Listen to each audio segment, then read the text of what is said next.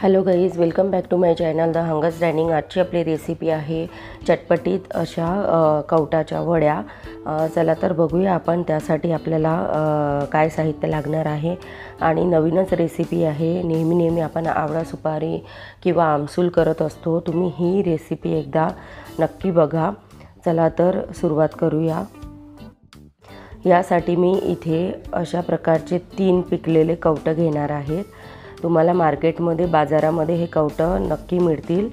अशा प्रकारचे 3 आणि कच्चे न वापरता पिकलेले कवटं आपल्याला घ्यायचे आहेत। आणि हा पूर्णपणे पिकलेला आहे, बघू शकता तुम्ही। आता अशा 3 कवटं फोडून मी यामधला गर एका भांड्यामध्ये काढून घेणार आहे। खूप छान असे पिकलेले कवटं आहेत।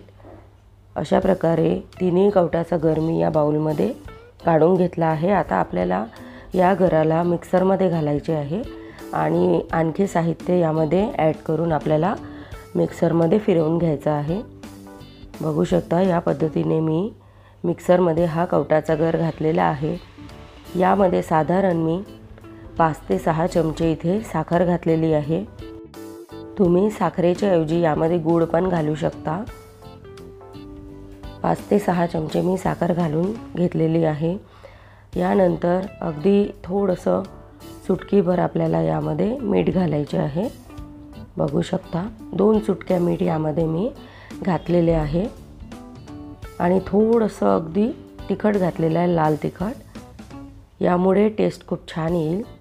आणि याला पूर्ण मिक्सरमध्ये बारीक फिरवून घेणार आहे, पूर्ण स्मूथ पेस्ट करणार आहे। बघू शकता पूर्णपणे आपलं हे कवटाचं मिश्रण तयार झालेलं आहे। आता हे सर्व मिश्रण मी एका भांड्यामध्ये काढून घेणार आहे। या पद्धतीने हे मिश्रण तयार झालेलं आहे। आता आपल्याला एक प्लास्टिक घ्यायचं आहे। तुमच्याकडे प्लास्टिक नसेल तर तुम्ही चाळणी वर पण हे वाळत घालू शकता किंवा ताटामध्ये वाळू घालू शकता। प्लास्टिकवर खूप लवकर वाळतील, त्यामुळे तुम्ही असेल तर प्लास्टिकच वापरा।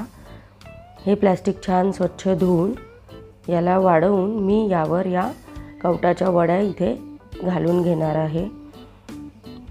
अगदी छोट्या छोट्या वड्या, तुम्हाला जर गोल आकाराच्या करायच्या असतील तर तुम्ही हाताने गोल अशा आकार देऊन पण तुम्ही या कवटाच्या वड्या इथे घालू शकता। बघा सर्व वड्या मी या प्लास्टिकवर घालून घेणार आहे।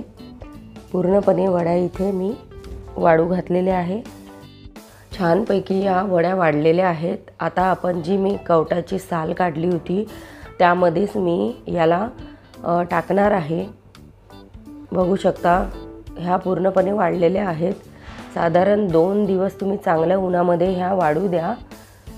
वाळल्यानंतर आपल्याला खायला पण छान लागतील आणि खराब पण होणार नाही आणि खूप चटपटीत आणि टेस्टी ही रेसिपी लागते।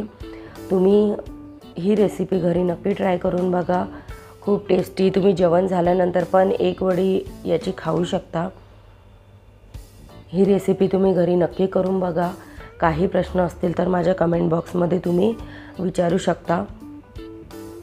आणि ही रेसिपी तुम्हाला आवडली असेल तर माझ्या चॅनलला लाईक, शेअर आणि सबस्क्राईब नक्की करा। आणि अशाच नवीन रेसिपीज बघण्यासाठी माझ्या यूट्यूबवर जाऊन तुम्ही बघू शकता। थँक्यू।